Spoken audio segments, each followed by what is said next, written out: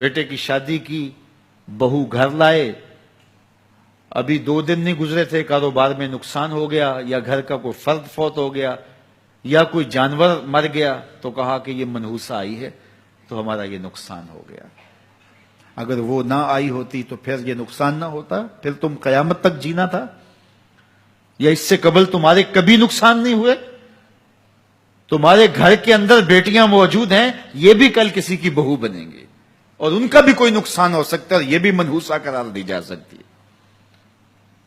پھر تانو تشنی کے تیر جو ہے وہ اس کے اوپر لگائے جانے لگے۔ کتنی زیادتی ہے، کتنا ظلم ہے، کسی کا دل توڑنا، کسی کا دل دکھانا، کسی کو منحوس قرار دے دینا۔ از خود تمہارے پاس کیا سند ہے؟ تمہیں الہام ہوا ہے؟ کیا حجت ہے، کیا دلیل ہے تمہارے پاس کہ کسی کو تم نے منحوس قرار دے دیا؟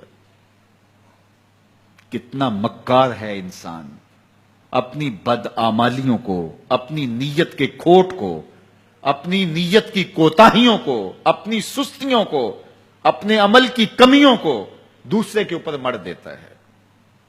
کاروبار تو نے صحیح نہیں کیا، نقصان ہو گیا۔ صبح 12 بجے اٹھ کے تو گھر سے جا رہا ہے اور نقصان ہو گیا۔ تو نے 2 نمبر مال بیچا، آج پکڑا گیا اور نقصان ہو گیا۔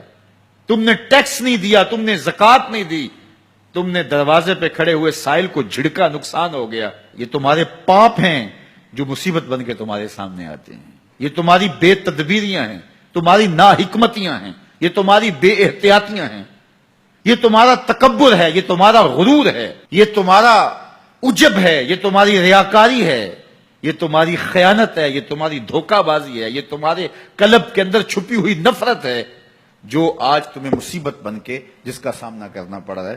یہ تمہارے اندر کے عیب ہیں جو مجسم ہو کے تمہارے سامنے آئے ہیں۔ اللہ تعالیٰ نے قرآن مجید میں ارشاد فرمایا وَمَا أَصَابَكُم مِّن مُّصِيبَةٍ فَبِمَا كَسَبَتْ أَيْدِيكُمْ، جو تمہارے اوپر مصیبت آتی ہے وہ تمہاری اپنی کرتوتوں کی وجہ سے آتی ہے۔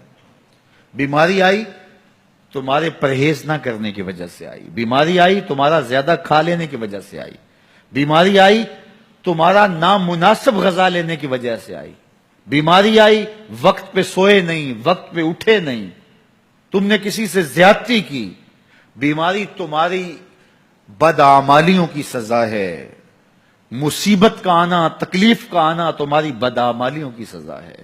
اور منحوسہ یہ خاندان کی خاتون ہے، تو یہ دوسرے کے اوپر مڑ کے اپنی کوتاہی، اپنی غلطی دوسرے کے اوپر لگا دی اور اس کو منحوس قرار دے دیا۔ اگر کسی کا کام تمہیں دیکھ کر کے اچھا نہ ہو تو پھر تم بھی منحوس قرار پائے نا۔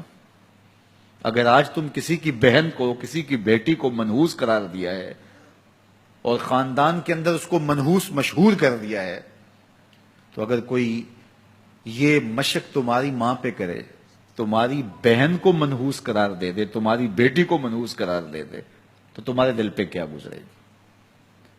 یہ کتنا ظلم ہے، کتنی بڑی زیادتی ہے کہ آج خود کسی کو منحوس قرار دے دیا۔ کوئی منحوس نہیں ہے، کوئی لمحہ منحوس نہیں ہے، کوئی شخص منحوس نہیں ہے، کوئی وقت منحوس نہیں ہے، کوئی گھڑی منحوس نہیں ہے۔ مصیبت کا آنا، تکلیف کا آنا تمہاری بدعمالیوں کی سزا ہے۔ لیکن قرآن نے کیا خوب بات فرمائی، وَيَعْفُو عَن كَثِيرٍ، ابھی تو بہت ساری باتیں ہم معاف ہی کر دیتے ہیں۔ تم نے کوئی گناہ کیا، پھر تمہارے ہاتھ اٹھ کے ہم نے معاف کر دیا۔ تم نے کوئی گناہ کیا، تم نے صدقہ کیا، ہم نے معاف کر دیا۔ تم نے کوئی گناہ کیا، تم نے سجدہ کیا، ہم نے معاف کر دیا۔ تم نے گناہ کیا، تم نے وضو کیا، ہم نے سارے گناہ جھاڑ دیے۔ تو کچھ اعمال ایسے ہیں کہ جن کی سزا بھگتنی پڑتی ہے لازمی، لیکن زیادہ عمل ایسے ہیں اللہ فرماتا ہے ہم زیادہ یوں ہی معاف کر دیتے ہیں، اور اگر ہم سارے معاف نہ کریں تم چل ہی نہ سکو، زندگی تمہاری گزرے ہی نہ، اتنی مصیبتیں تمہارے اوپر ٹوٹ پڑیں، لیکن تم وہ منحوسہ کو قرار دے کے اپنے اوپر سے ٹال رہے ہو۔ فلاں منحوسہ اس لیے یہ سب کچھ ہو رہا ہے، فلاں نے تعویذ ڈال دی۔